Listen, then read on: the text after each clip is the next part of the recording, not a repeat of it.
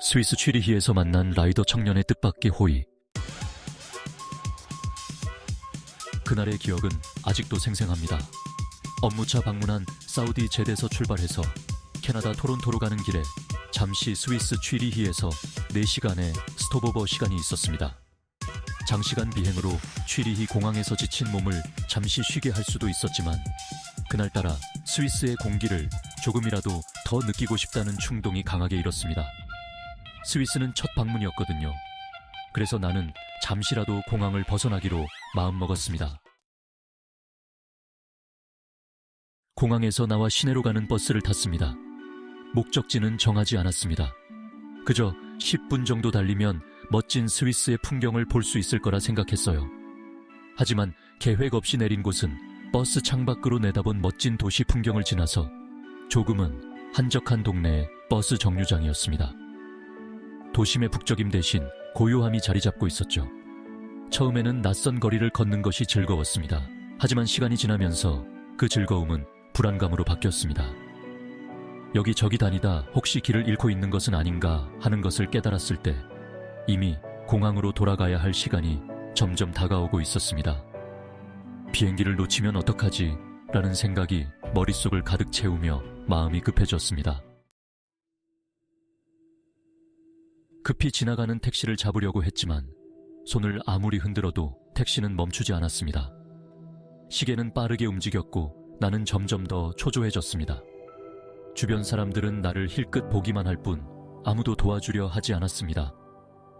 그럴수록 조바심은 더 커져갔고 나는 동동 구르며 손을 흔들었지만 상황은 나아지지 않았습니다. 그때였습니다. 멋진 오토바이를 탄 청년이 나에게 다가왔습니다. 그는 아마도 지금으로 치면 BMW S1000RR과 같은 멋진 오토바이를 타고 있었던 것 같습니다. 그의 등 뒤에는 또 멋진 오토바이 복을 입은 젊은 여자 애인이 타고 있었습니다. 두 사람은 완벽하게 스타일리시한 오토바이 복장을 하고 있었죠. 그러나 그 라이더나 애인은 영어를 하지 못했고 오랜 시간이 지난 지금 나는 그의 독일어 말을 이해할 수 없었습니다.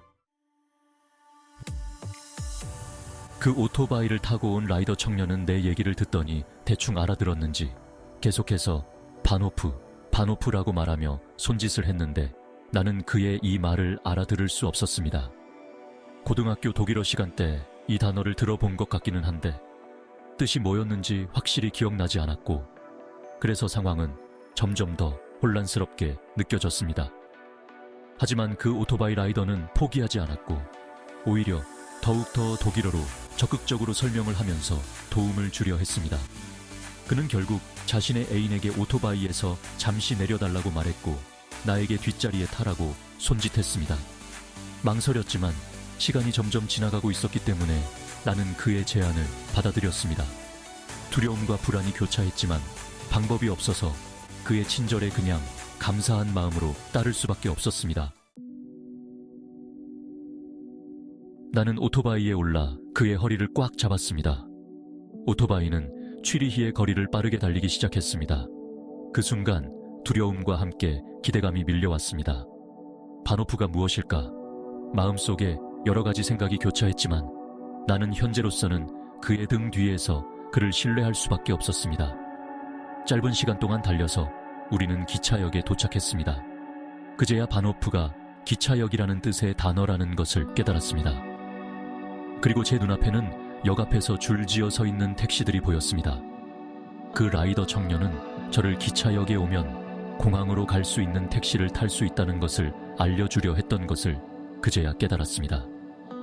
남모를 객지에서 보여준 스위스 라이더 청년의 뜻밖의 친절한 호의에 너무 감사했습니다. 그리고 날 태우기 위해 오토바이 뒷자리를 양보해준 그의 애인에게도 감사했습니다.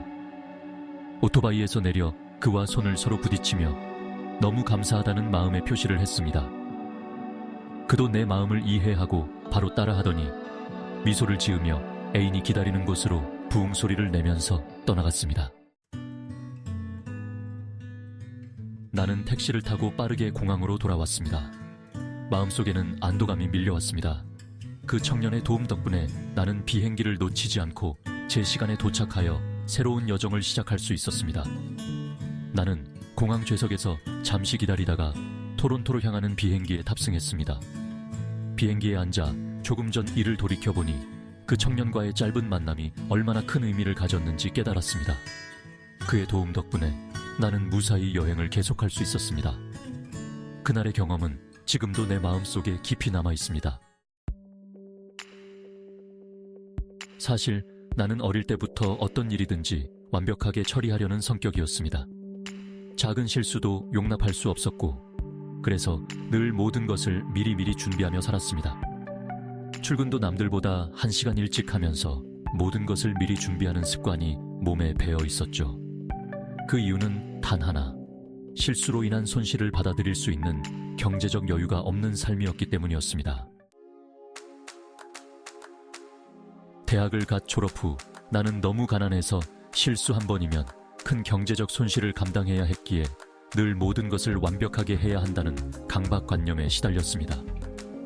해외에서 일할 때에도 작은 실수 하나에도 크게 당황하며 그 후유증을 오랫동안 겪었습니다.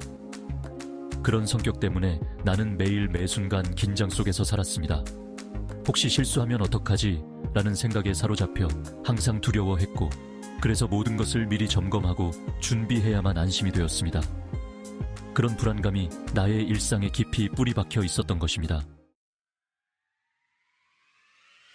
그날 취리히에서 방향을 잊어버리고 택시를 잡으려 애쓰던 순간 내 안의 그 불안감과 조바심이 다시 살아났습니다. 이렇게 해서 비행기를 놓치면 어떡하지? 라는 생각이 머릿속을 떠나지 않았습니다. 하지만 그 순간 한 라이더 청년의 친절한 호의가 나를 구해주었고, 나는 비로소 마음의 여유를 가질 수 있었습니다.